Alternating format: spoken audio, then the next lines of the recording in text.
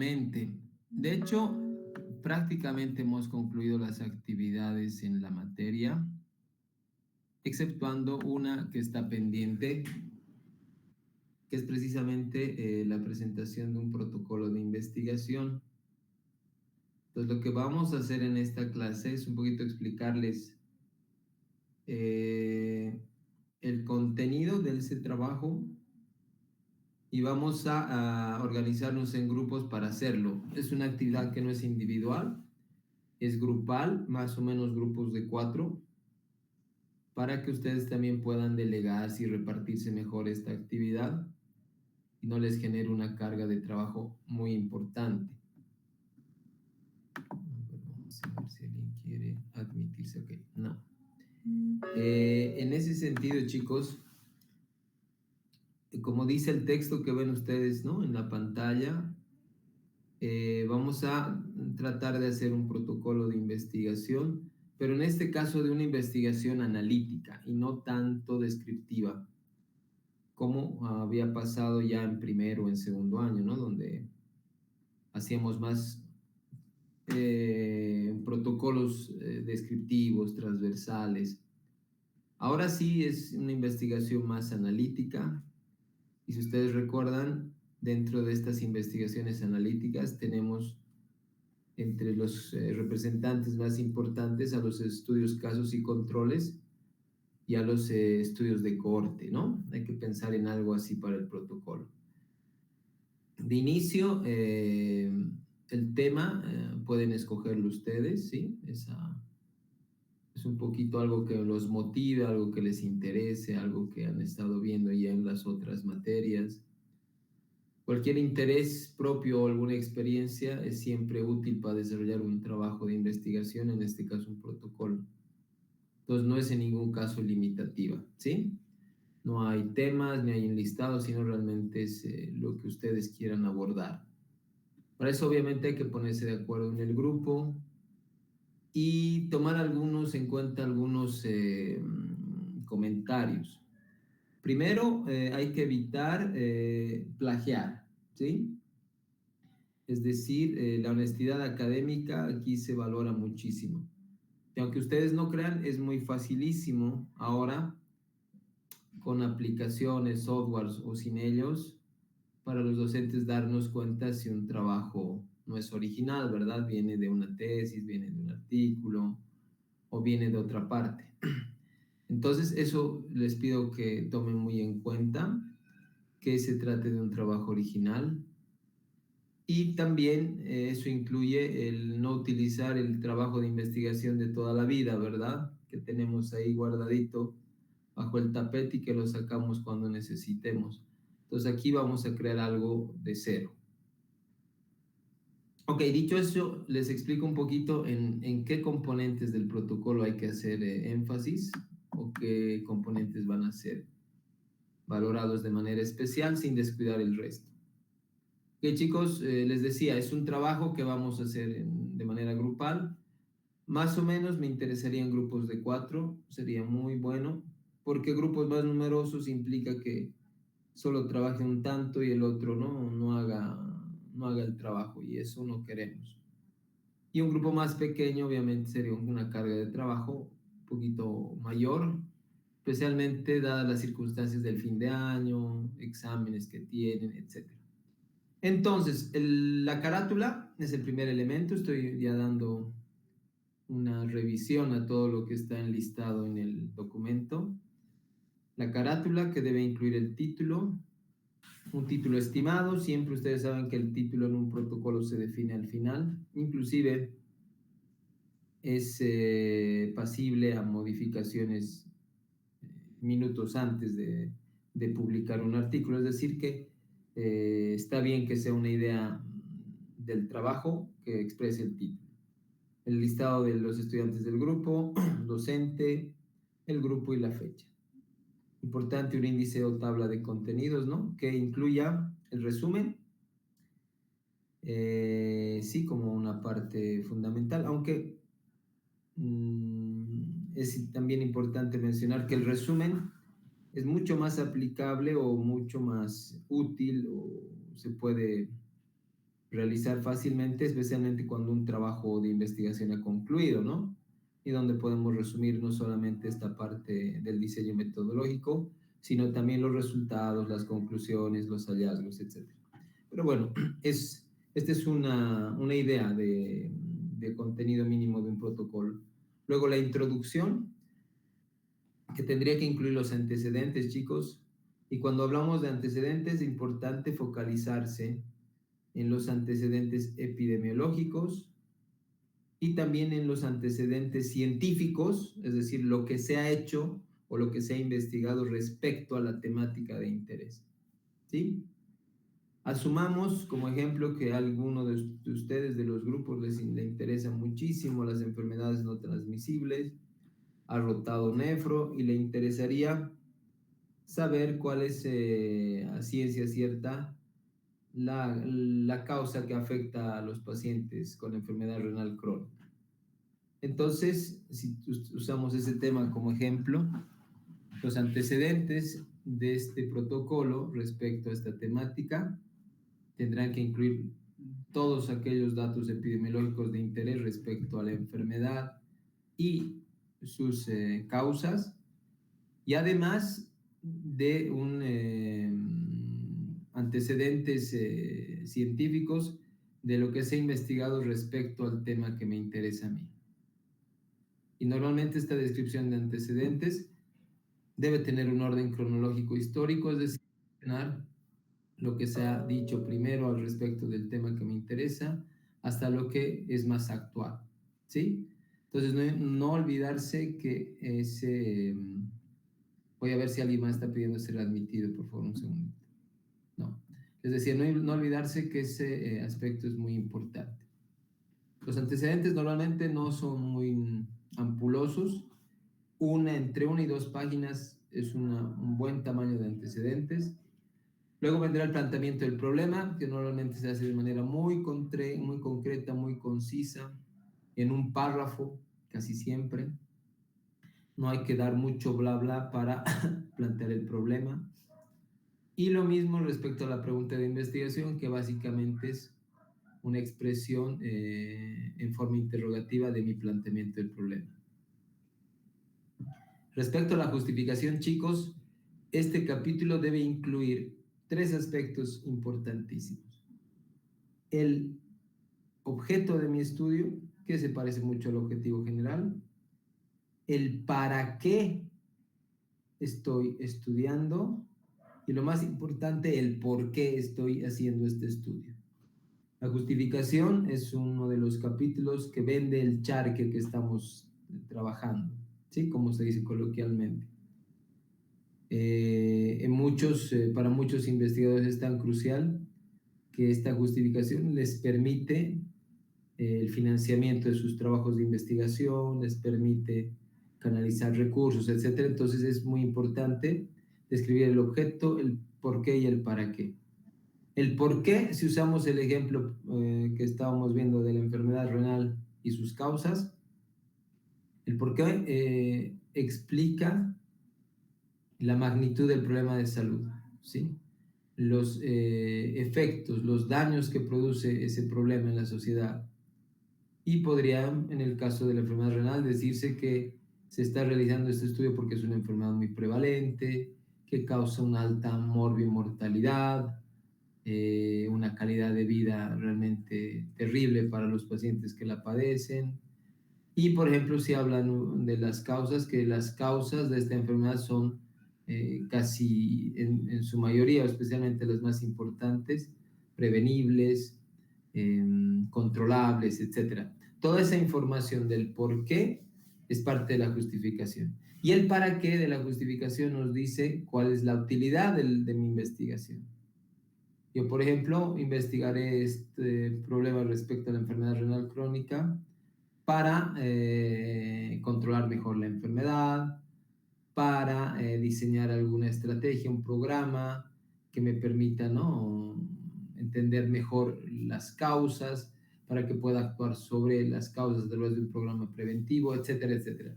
Entonces, esos elementos del por qué y del para qué son muy importantes en la justificación. La hipótesis como dice el paréntesis, en caso de ser necesaria, también debe ser incluida. Hay muchos estudios que no necesitan una hipótesis o que no tienen una hipótesis. Los que sí, ¿no? Ustedes están viendo o están, por ejemplo, realizando un estudio para determinar si un factor de riesgo está relacionado a un efecto, ¿no? De la salud, donde hay estamos investigando la posible causalidad. En ese tipo de estudios sí es muy pertinente, por ejemplo, incluir la hipótesis. Entonces eso es dependiente del estudio. Y entrando a otro punto importante. Un punto importante del estudio que se valora mucho son los objetivos. Tanto el general como los específicos, no olvidarse que el general engloba los específicos. Los objetivos general o específicos son muy concretos, ¿no? No necesitamos un bla bla innecesario, ni darle vueltas al asunto. Es al pan pan y al vino vino, ¿sí? Muy, muy concretitos. Ustedes saben que siempre se expresa con verbos en infinitivo en ese tiempo. Y algo que puede ayudarles a definir el verbo correcto en el momento de escribir sus objetivos específicos es un instrumento que es muy útil en investigación que se llama la taxonomía de Bloom, que es un listado de verbos que nos dicen, ¿no? cuáles de estos son aconsejables dependiendo el tipo de estudio que estamos nosotros llevando a cabo, ¿no? Si es un estudio más evaluativo, nos proponen una serie de verbos. Si es un estudio más de prevalencia, por ejemplo, nos proponen otros verbos, etcétera, etcétera. Entonces, recomendable ver para no perderse. No olvidar, repito, que como el general engloba los específicos, entonces los específicos en realidad, en su conjunto, son un reflejo del objetivo general. Y todos estos objetivos específicos en su conjunto deben ayudarnos a responder a nuestro objetivo general. Ya en el marco teórico hay que tener el cuidado, chicos, de evitar un copy-paste innecesario o excesivo de la web o de la fuente que ustedes vean. No es necesario pegar un montón de información que no es relevante.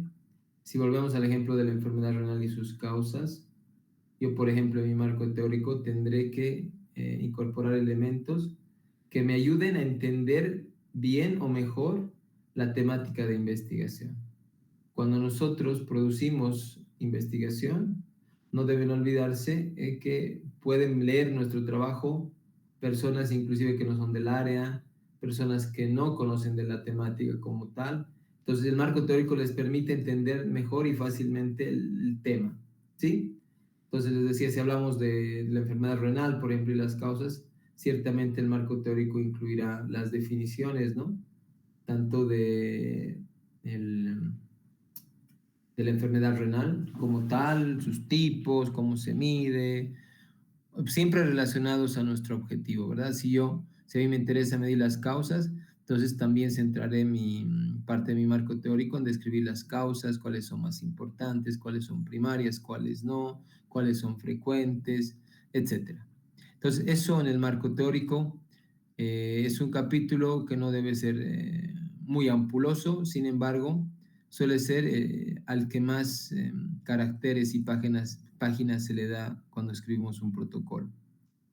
Luego ya entramos al corazón de nuestro protocolo, que es el marco metodológico.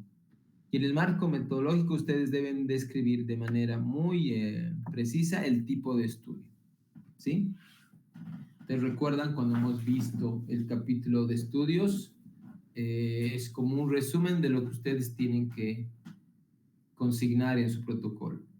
Tenemos ya aquí una ventaja relativa porque son estudios de orden analítico, entonces ciertamente no son 1000 esos tipos de estudios analíticos, son un par o un poquito más, entonces es más fácil describir mi tipo de estudio es de corte, mi tipo de estudio es de casos y controles, etcétera. Luego hay que hablar ya de los sujetos y de las fuentes de investigación. Aquí importantísimo definir la población o la muestra.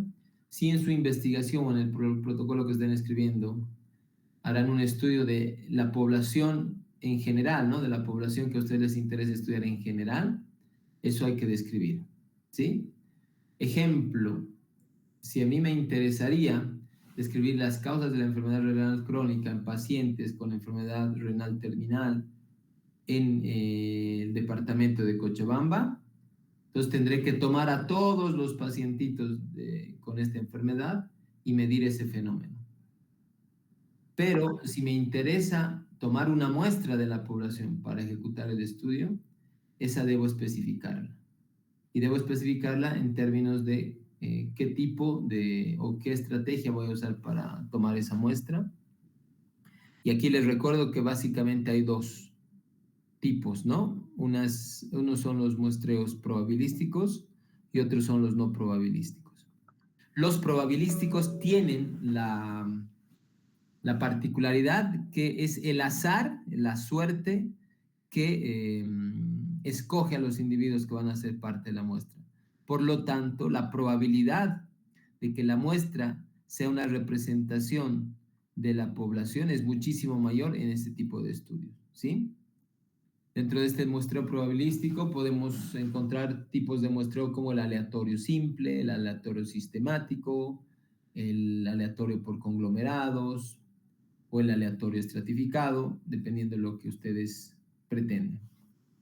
Y si no es, por ejemplo, un muestreo de tipo probabilístico, hay los no probabilísticos que son básicamente muestreos por alguna conveniencia particular de nuestro estudio, que no podemos acceder a la población, que la metodología de escoger a la muestra se facilita a través de esta estrategia que es más por conveniencia. Por ejemplo, si voy a medir la percepción del servicio de salud, ¿no? Por la población, entonces probablemente me convenga sentarme en el establecimiento de salud y a las personas que vayan a asistir, ¿no? Ejecutarles mi encuesta o mi herramienta de investigación. Entonces, depende, depende mucho del estudio que estén haciendo. Chicos, espérenme un segundito, voy a contestar una llamada, por favor. Aguárdenme un segundito.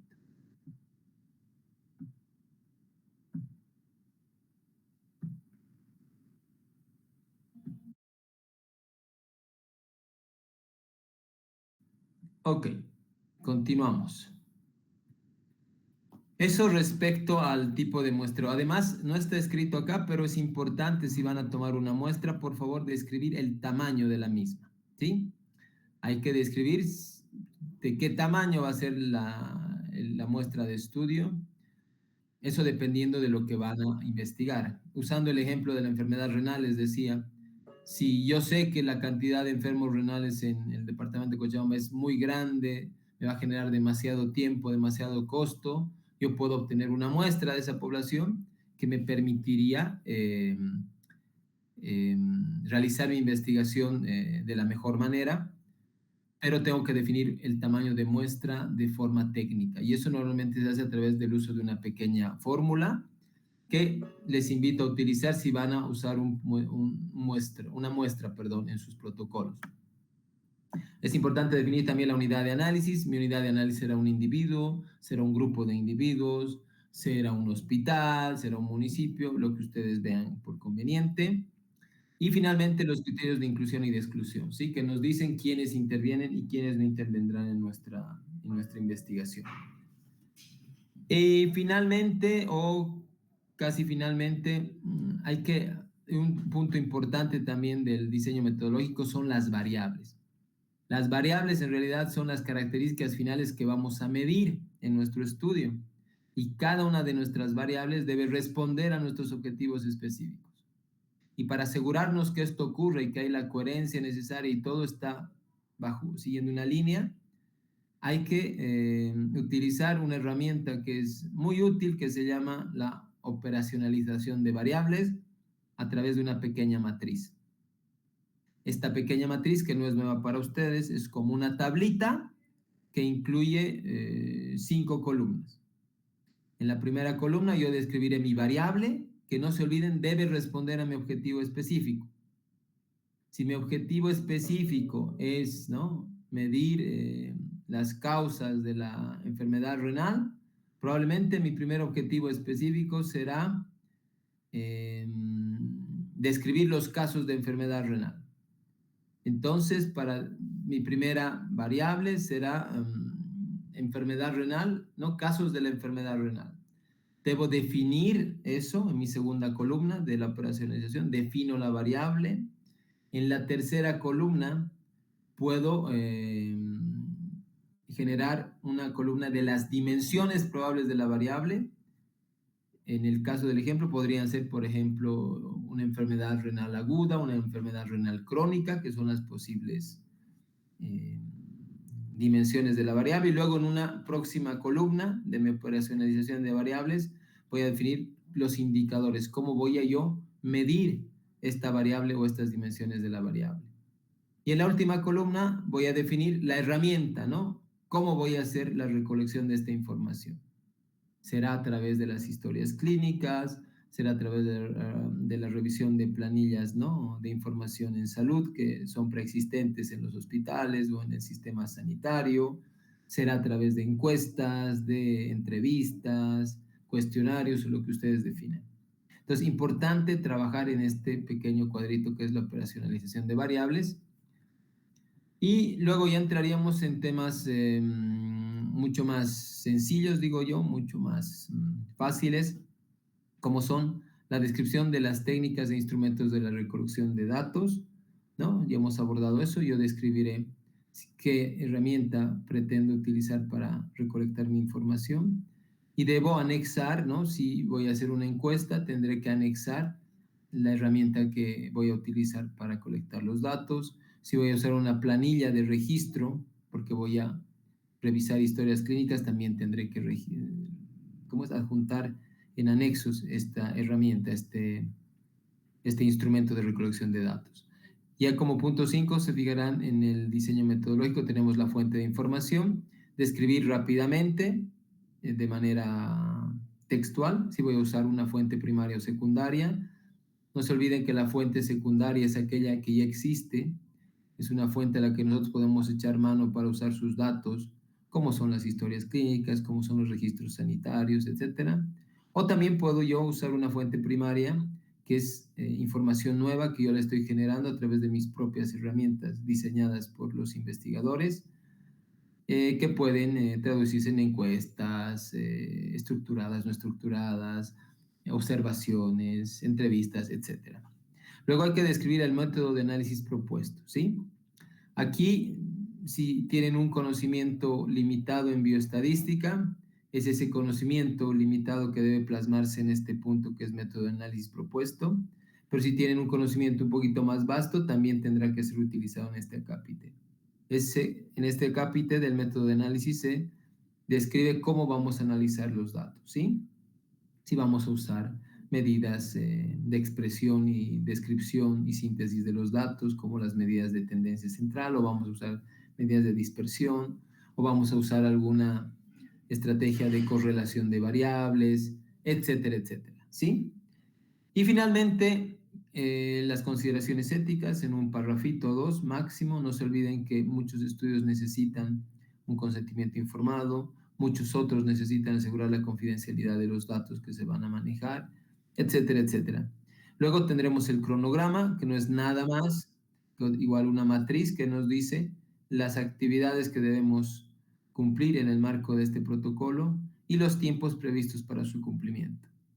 Para terminar, describiendo un poquito el recurso que van a necesitar para su investigación. Este recurso es en términos de recursos humanos, recursos materiales, recursos financieros, que deben describirse en una pequeña tablita, ¿no? En el sentido de que no se olviden, chicos, parecerían sin costo nuestras investigaciones, pero necesitamos material de escritorio, necesitamos con qué escribir, con qué diseñar estrategias, necesitamos transportarnos muchas veces, necesitamos un refrigerio, es decir, todo lo que ustedes consideren que deba ser incorporado en el presupuesto, hay que hacerlo. Para terminar con la bibliografía, ya les había dicho que sea tipo Vancouver y los anexos si son necesarios. Cito es Jóvenes Nobles de Corazón, Entonces, lo que voy a hacer es pasarle a Rocío este documento que están viendo como guía, porque además les muestro este documentito que les estoy compartiendo. En la última parte tiene una pequeña tablita que muestra cómo vamos a evaluar este trabajo, ¿no? Lo que evaluamos y un poquito los criterios de evaluación, ¿no? Que siempre es importante como una guía el momento que diseñen su trabajo. Sí, entonces comparto eso con Rocío y Rocío se los va a compartir a ustedes para que tengan, ¿no? Como una referencia. Ahora, chicos, antes de entrar a estos detalles de los grupos, las exposiciones, los tiempos, quisiera saber si hay alguna duda o pregunta respecto a esta actividad.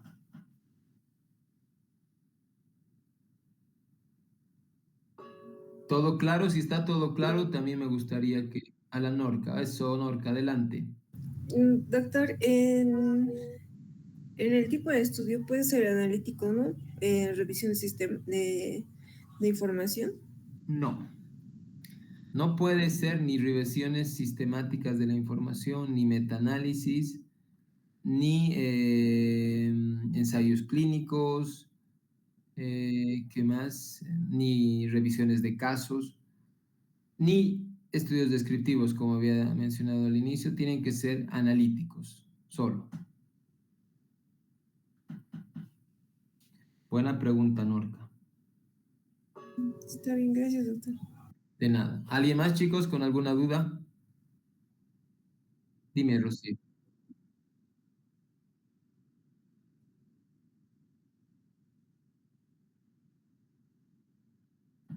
Ok. Sí, sí, ok. Si ustedes van a obtener una muestra, ¿no? De la población que van a estudiar por motivos de factibilidad, normalmente para definir el tamaño de la muestra se puede hacer a través de un cálculo simple pero técnico, matemático. Normalmente esto se les enseña en primer año, pero no siempre y depende un poquito de las circunstancias docentes, etcétera. Es muy sencillito eso, aunque parezca complicado, Rocío. Eso se encuentra es una información muy fácil y encontrable en la web. Y, por ejemplo, para que se den cuenta, esta formulita incluye variables como la población total, como el error que ustedes quisieran tener en sus datos, que son normalmente valores constantes, y se los reemplaza y se hace un cálculo. Inclusive hay aplicaciones ahora donde uno solamente llena los datos y obtiene la muestra inmediatamente. Si hubiera alguna pregunta al respecto o alguna duda todavía para los cálculos, tenemos el tiempo y ahorita voy a hablar de cuándo está prevista la entrega de este trabajo. En el transcurso o en el proceso de su protocolo pueden preguntarme, podemos aclarar esas dudas. Y es más, tenemos todavía una clase antes de la presentación que puede servir para estos temitas si ustedes no logran completarlos o encontrarlos, ¿no? O calcularlos, Rocío.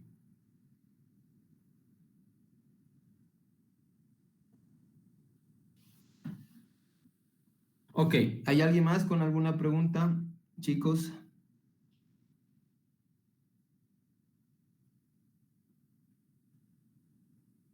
Ok, si está todo claro, les voy a pedir, chicos, que traten de organizarse en este momento, por favor, en grupos de 4, más o menos, ¿no? Lo ideal son 4.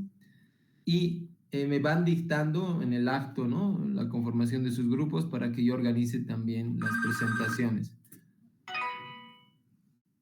La presentación se va a hacer de acá en 2 semanas, es decir, el 31 y también la entrega del documento. Entonces, chicos, les doy un par de minutitos, organízanse entre ustedes y cuando estén listos me van dictando sus grupos. Doctor, ya tengo grupo. Ya somos un grupo de 4. Ok, dame un segundito, Gerald, y te anoto. Un par de minutitos les dejemos al resto de tus compañeros también y ya les pregunto en un par de minutos, ¿sí? Está bien, doctor. Ok.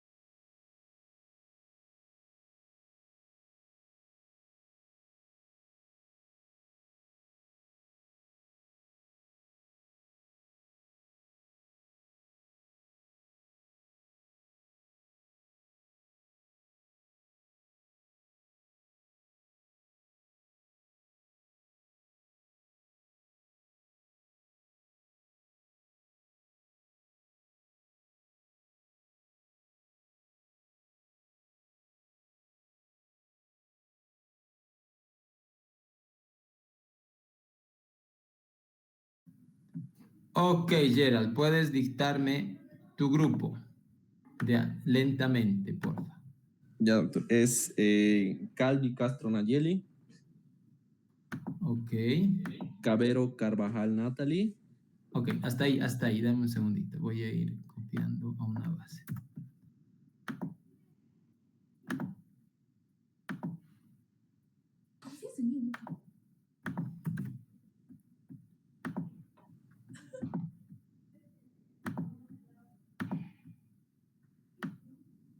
Ok, ¿quién más? Hachacoyo Lizeth Margarita,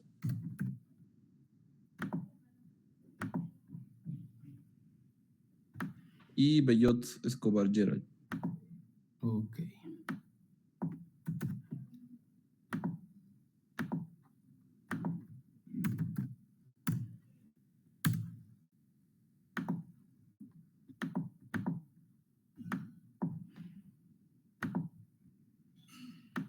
Ok, Gerald, súper. ¿Alguien más, chicos, que ya haya conformado su grupo?